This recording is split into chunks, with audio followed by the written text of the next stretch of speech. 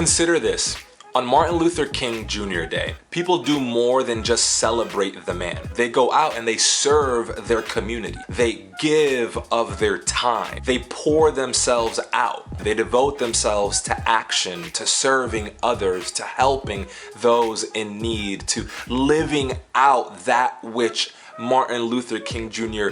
died for. Even though it's a day off that we all get off of work or school or things of that nature, the motto is take the day on, not take the day off. And so rather than just celebrate, we also serve on that day. Thousands serve on that day. I've been a part of service projects on Martin Luther King Jr. Day. So with that in mind, if we really believe that Jesus is who he says he is, that he came here to earth and lived a perfect life and set a perfect example, and then died on the cross to raise again on the third day, if we truly believe that, doesn't he deserve more than our celebration on a just grander scale once a year? If we really believe that, then I don't think a couple of extra songs of worship in the morning and a really special lunch in the afternoon will cut it. Oh, Nilson, but we're gonna decorate the service extra nice. And that's great, that's fine, and he deserves that, but then you're gonna put those decorations away till next year. Okay, but during the children's ministry, we're gonna have a really special egg hunt. We're gonna put scriptures in the little egg. Again, great. But those kids probably aren't going to read those scriptures. They want the candy. The event of the resurrection was and is too powerful for us to just make an event out of it. If you're watching this video as just a casual believer, or as someone who has questions about God, or maybe you stumbled upon this video because you have questions about Easter, consider this about the resurrection. The cross and the resurrection are the full measure of God's love for you and I. For this is love, not that we loved God, but that he loved us and sent his son as an atoning sacrifice for our sins. Jesus' death shows us the depth of God's passion for us, and his resurrection shows us the height of God's promises for us. Easter is more than just a cause for celebration. You and I should either be changed because of it, or we should be catapulted by it. It's meant to cause motion in our lives, not just emotion. The actual resurrection was met with way more than just emotion. It put people into motion, it put religions into motion, it put nations into motion. When Peter and John heard the tomb was empty, they ran to it. John got there first, he was a little faster than Peter.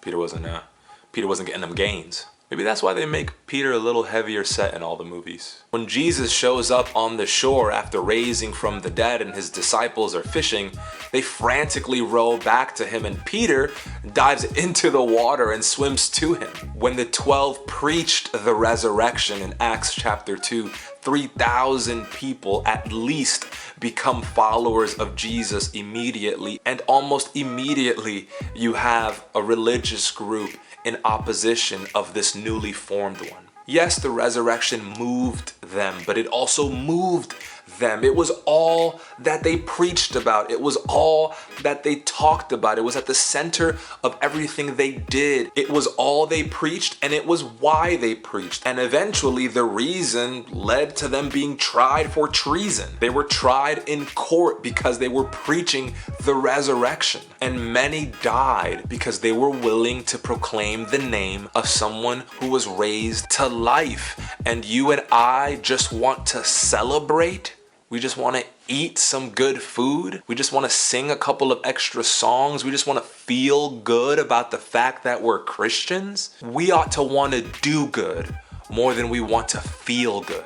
Time and time again, when the followers of Jesus returned to the concept of resurrection, it was more as a source of power and participation, not as a place of soul praise. Now, mind you, I'm a minister. I help lead a church. I want people to go to church on Sunday. I want people to celebrate Easter. But Jesus deserves our devotion, not just our emotion. If you don't view yourself as a Christian, Well, this Sunday is about more than just getting you to church once a year. Hopefully, your Christian friends are year-long Christians who show you a year-long Christ. Either way, if you choose to go to church this Sunday, don't just attend. Be attentive. Open your hearts to the fact that this one thing changed everything in history. And if you do consider yourself a follower of Jesus, don't just settle to celebrate this Sunday. Decide to devote yourself to something in His name, because new life always moves us to live new lives. This new life, this adorable little thing. Oh, are you yawning? Big yawn. Oh. Yes, and did you just cross your arms and lay your head on it? You are adorable. This new life has moved Elena and I to live new lives. But our lives look different now. We live different lives. We do different things. This new life has changed my life. And I've changed my life because of this new life. She is a constant catalyst for change in my life.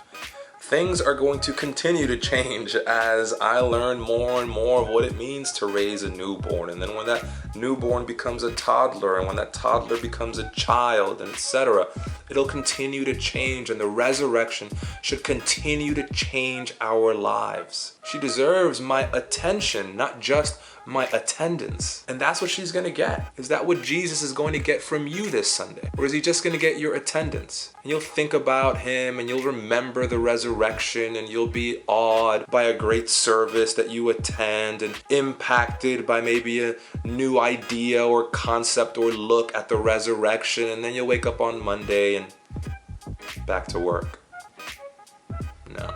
No, that's not fair. He deserves more than that. He should get more than that. You should give Him more than that. With that being said, if you have a great Sunday service planned, go to it. Enjoy it. Have fun. If you have a cool lunch or dinner planned afterwards, go. Eat the food.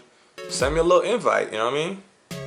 We gotta eat, you know what I'm saying? If you're gonna celebrate, celebrate. Just don't let it end there, because the resurrection was meant to be the starting point of something incredible, of something new, of something better. And it's up to us to make sure it is that, and that it continues to be that.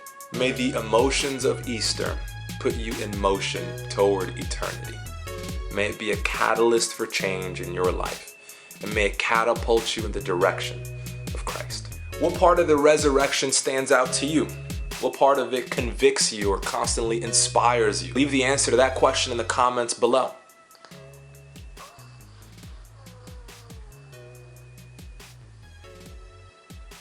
I don't know if you could hear that. If you found this video relevant and helpful, press the like button, share it with your friends, and subscribe. Have a phenomenal Easter weekend.